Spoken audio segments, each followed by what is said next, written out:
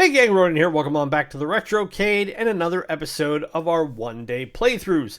The series where, again, in a world that is defined through video games that can be played over tens, if not hundreds of hours, it is refreshing to be able to go back in time a little bit and play games that can be taken care of in an hour or two, or sometimes three.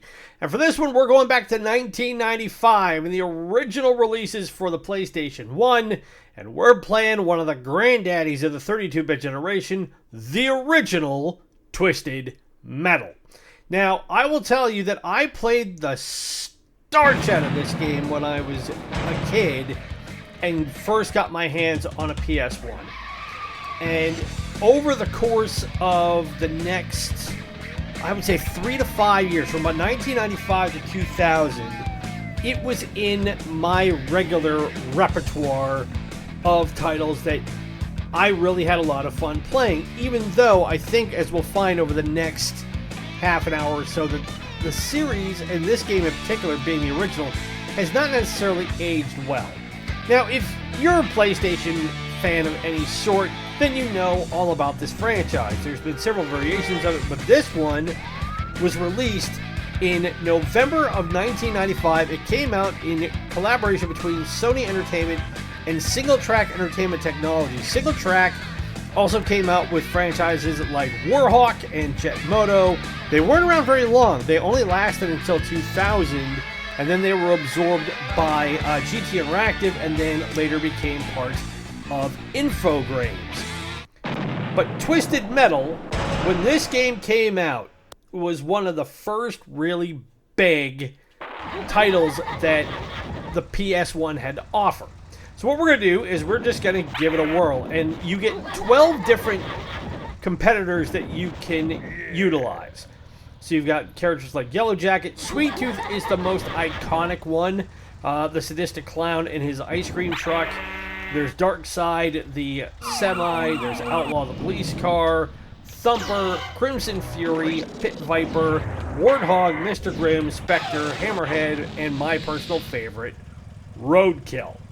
Now, this game can be beaten in some cases, up to about an hour. We're not going to do that, I don't think, today. It's been so long since I played this game that I genuinely expect I'm going to get my butt handed to me on several occasions. But this game is spread out over 12 levels. You get 3 lives in which to beat all the other opponents in the arenas that you fight in.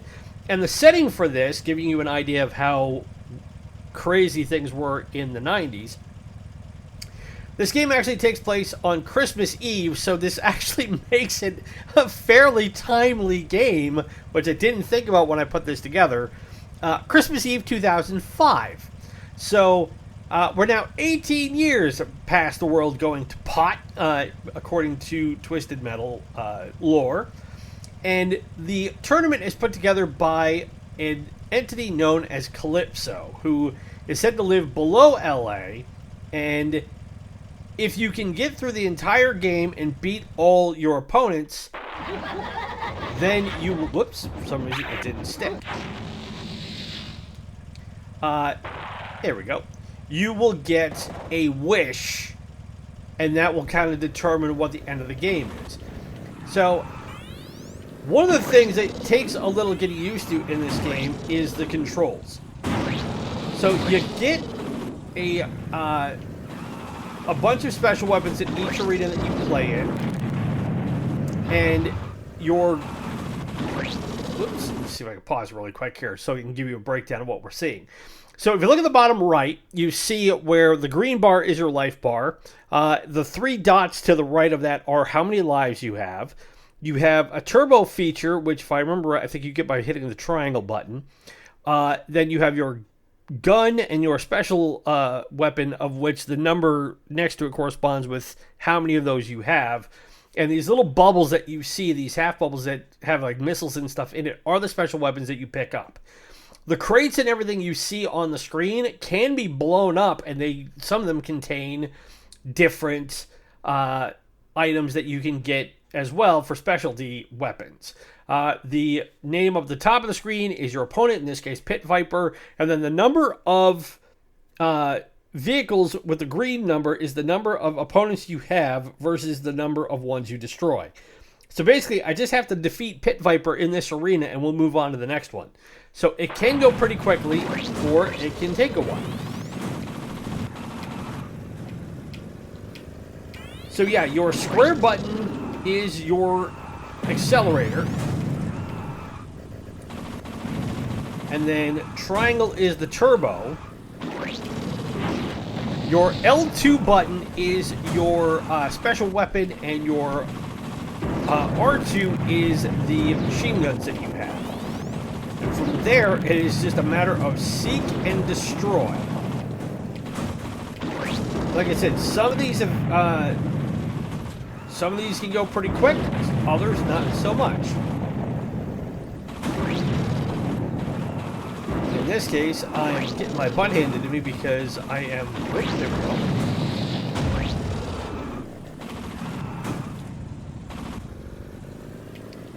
Because one thing to bear in mind is that the... There we go. And I blew him up. So, now we have 3 opponents to face. And part of the problem in this game is that the D-pad also controls the acceleration and the deceleration. So you can do that, or you can hit the square button and just drive that way and then steer left and right with the D-pad, or in my case, the joystick. So now we've got 3 enemies to take out. We got Warthog, Mr. Grimm, and another Pit Viper in a much bigger zone.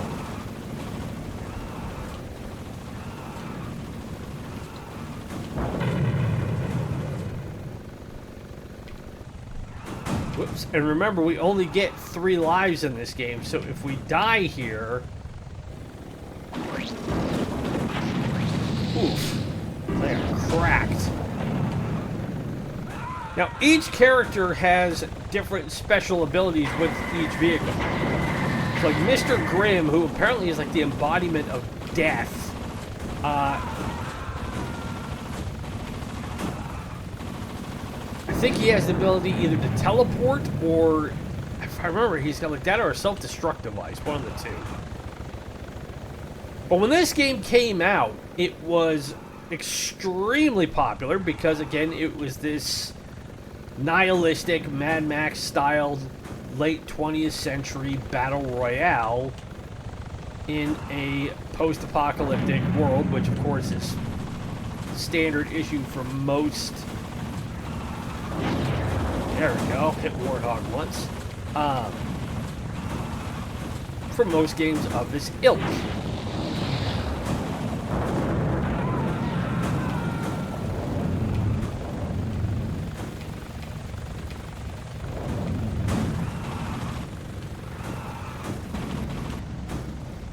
But over the years, the sequels that came out had fewer and fewer encouraging returns. To the point where, they did, when it went from the PS1 to the PS2 with Twisted Metal Black, that's the last version that I know of that had any real popularity to it.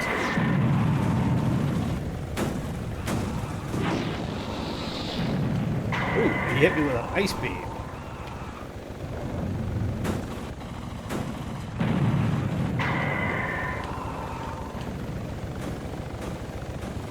Come on. I don't know why I slowed down in chasing him. I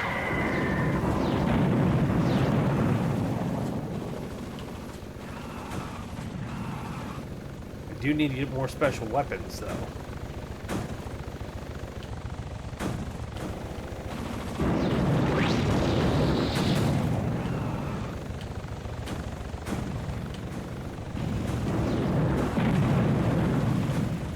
Now, like I said, in these sorts of arenas, the fights can either run really long, or they can be over pretty quickly.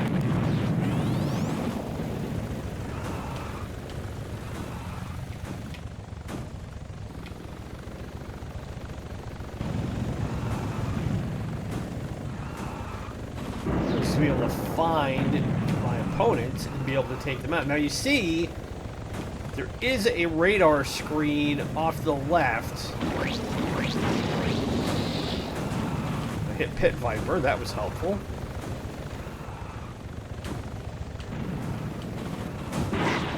There's Grim.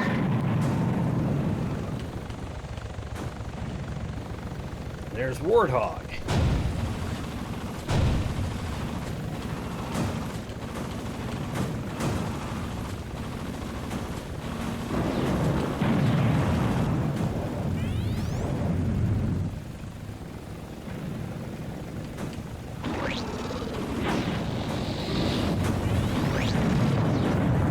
Now, what I loved about Roadkill was that Roadkill had this railgun.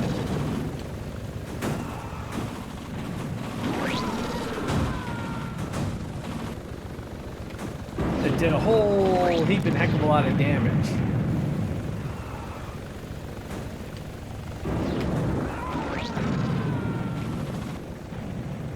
I think Warthog's right there. And I'll hit Mr. Grimm.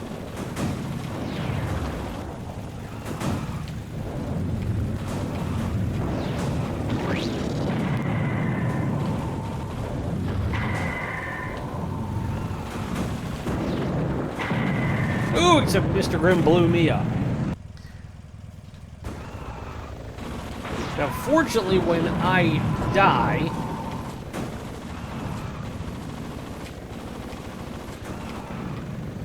my enemies do not recoup their health either.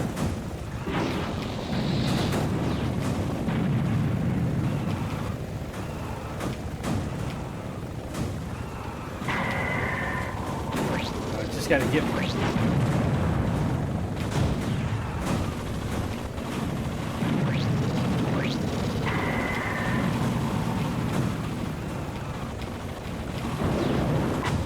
There we go. Alright, Mr. Grimm is out.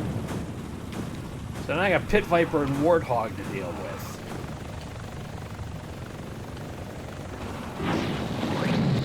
And I just took out Pit Viper.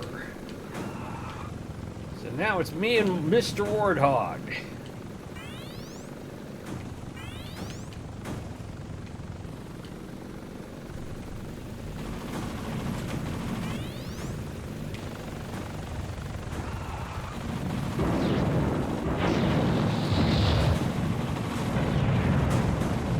Ooh, and he blew me up. How the heck did he do that? I was tearing into him.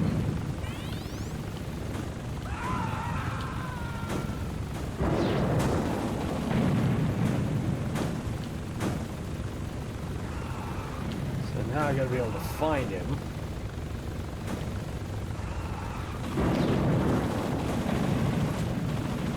No, that's Pit Viper. So Warthog is behind me.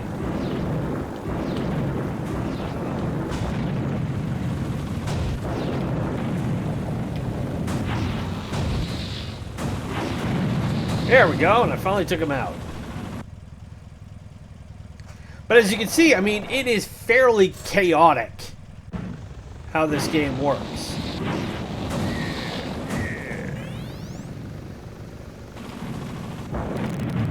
And by comparison to how it looked 30 years ago,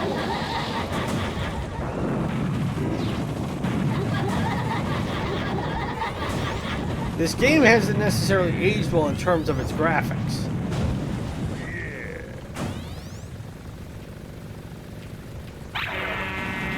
Oh, there's Darkside.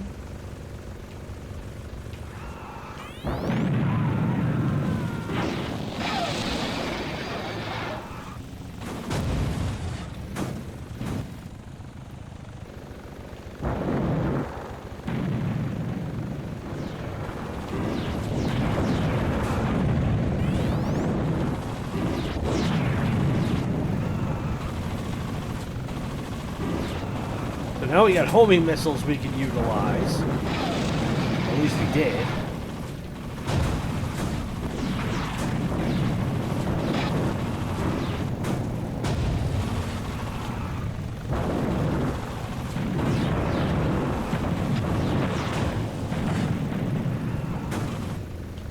Except We're also getting the snot blasted out of us.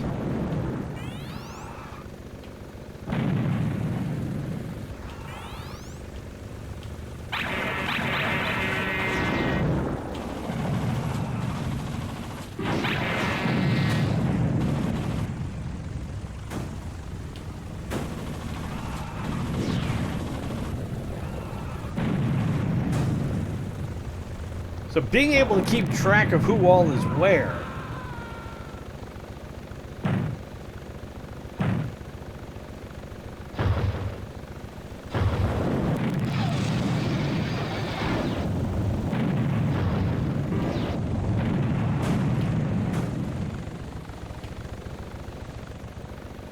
can be a little daunting at times.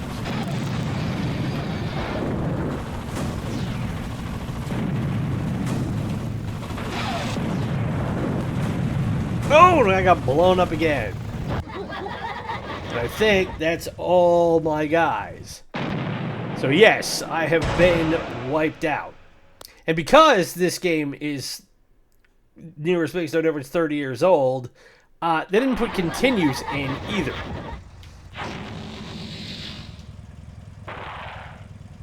So it is very much a case of you have to start all over and then just hope you're good enough to be able to get through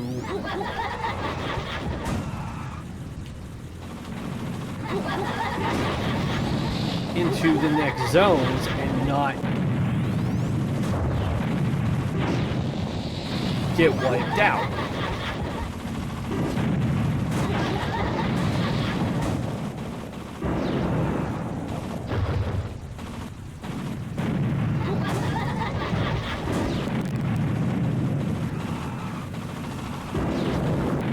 One thing I do appreciate about this game, though, is the speed of it.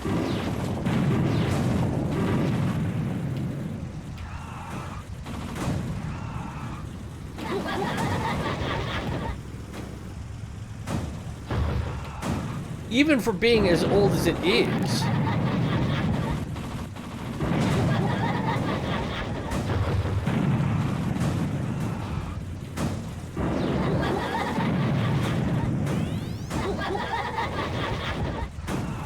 The ability to have a good idea of how fast you are going is not something that we were really accustomed to at this point in the 32-bit generation. That's not to say it wasn't possible. I mean, there were games like Wipeout and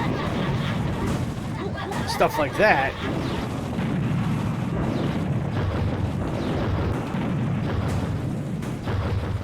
That really gave you an idea of speed on par with stuff like F-Zero and... Ooh, I already got blown up.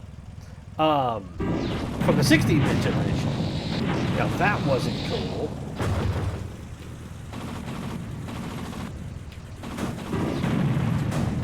Ow. Listen, clown.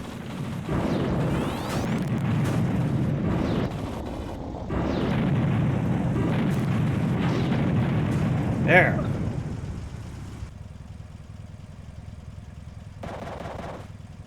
But that was part of the appeal of the early games of the PS1, where, especially when it came to stuff like Warhawk and Wipeout and Twisted Metal,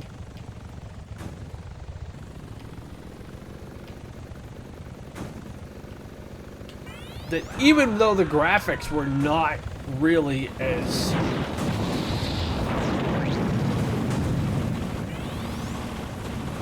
earth-shattering as they seem now,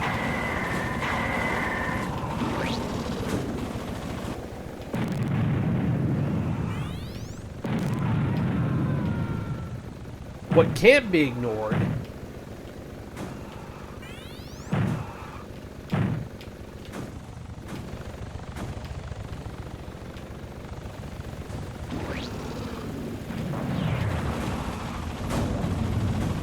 was how well everything flowed. Ooh, and I didn't realize that is a...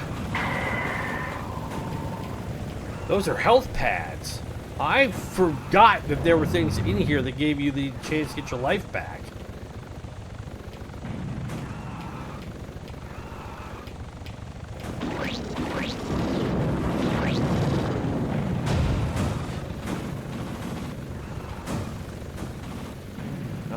so now I gotta find the rest of these guys and take them out.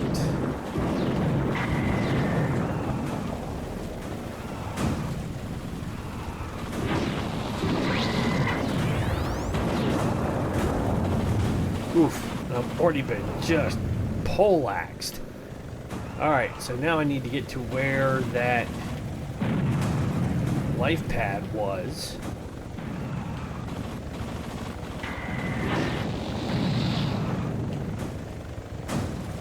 Get there without dying in the process.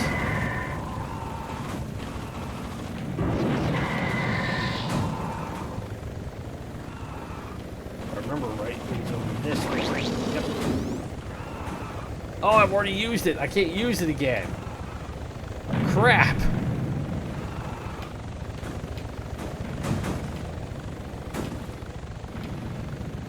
Well, that puts me in a world of hurt.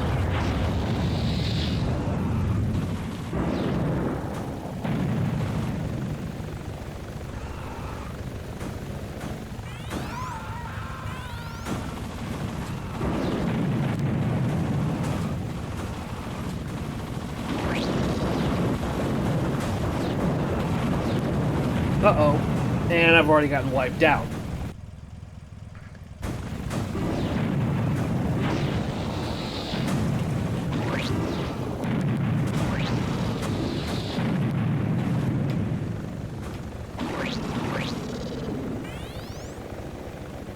Where are we at? Like 22 minutes. So hopefully if I can get through this level...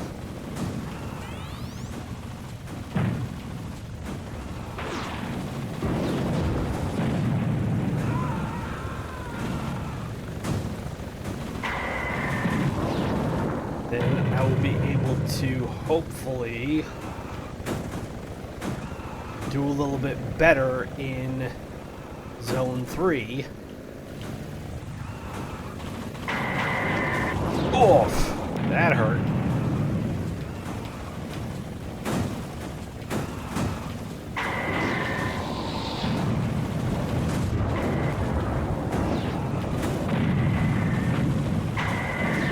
Oh, and I got hit by freeze missiles and a little bit of everything.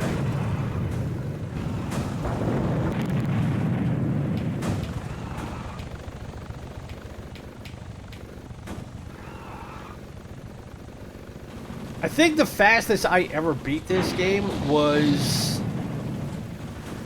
I think it took me about 90 minutes to finally get through it when I was really at my peak. I mean, this is definitely one you can beat in a day. And because it's only 6 levels, it's not like you've got to go super out of your way.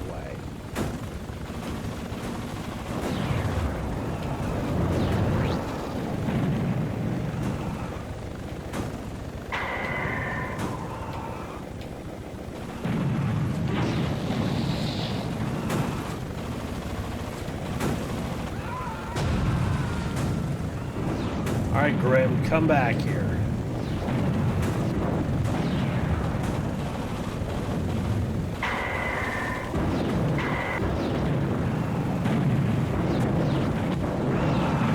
Oh, and I got blown up. Well, I tried, but the best I can do is getting through level 2. But that, in a nutshell, everybody, is Twisted Metal from 1995. For the PS1. Again, it was one of the original flagship titles for the PS1 when the system was released. And it's a game that really, I mean, despite its current aggregate rankings on game rankings, it's only about 69%, but it was one of the most highly touted games when it came out. Computer Video Games Weekly gave it 5 out of 5. EGM gave it 9.25 out of 10. Game Informer 8.5 out of 10. GameFan 91%. You know, it was at worst, it was a low B to A+ game, depending on who was really giving you the breakdown of if it was good or not. One thing that they said was the most detracting thing from it, they said the soundtrack was weak, which for 1995 was not a huge surprise. It was how things worked. It wasn't, the top-notch soundtracks were not really thought of back then. So, it is a matter of just picking your preference on it. But on the whole, it's sold over 1 million copies in North America alone since 1996. And within a year, it generated about $30 million in revenue for Sony. So, and it has been reissued multiple times. It came out as part of the greatest hits range of games in 1997. It was put on the PlayStation Network in 2011, and then it was made available on the PS4 and the PS5 as of July of 2023. So if you have a PlayStation and you're able to take a look at it and you're interested in going back and playing this game, give it a whirl. Is it a great game? That's okay. Let's get the usual two questions out of the way. For the time, it was very, very good. Would I say it's a great game now? No. Obviously, the graphics for the time period were pretty far out there, but if you look at it on that scale, it has not aged well at all. You see that all the vehicles are extremely boxy. The zones are laid out very much in the polygonal limitations of the time, with the way that the buildings are constructed and all that stuff. It's very much like I remember seeing in games like Duke Nukem 3D, which again was the best you could get at that time frame for graphic fidelity. And have they gotten better since then? Absolutely. Is this a game they could make nowadays and make good? Absolutely. And there's been a lot of talk about why we haven't had a new Twisted Metal game be created for modern consoles. Not just for the PlayStation, but also for the Xbox, for the PC, things like that. Because it would not be difficult, as far as I know, to be able to come up with an urban vehicular warfare game very much like this. I don't see why they couldn't just go back and do a fresh reboot and start it all over again with, especially when you look at games like Forza and Gran Turismo and what those sites, and even Need for Speed, games like that, what they're able to do.